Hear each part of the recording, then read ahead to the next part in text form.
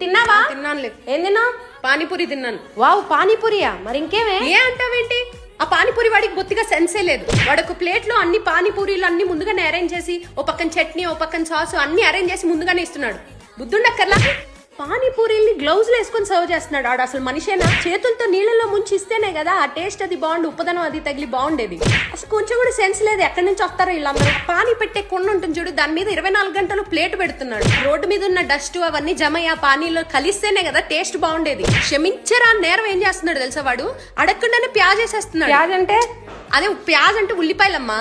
మనం భయ్యతోడ ప్యాజ్ డాలో అని వాడిని అడుక్కోవాలి కదా, అప్పుడే కదా అసలైన మజా వచ్చేది. ఒక విషయం ఫ్రాంక్ గా అడుగుతాను, నువ్వు చెప్పు. మనం పానీపూరి తిన్నాక ఏం తాగుతాం? బిందెలో ఉండే ట్యాప్ వాటర్ కదా తాగుతాం, దాంతోనే చేతులు కూడా కడుక్కుంటాం కదా. వీడు ఏం చేశాడు అనుకున్నావు? బిస్లరీ వాటర్ క్యాన్ పెట్టాడు అక్కడ.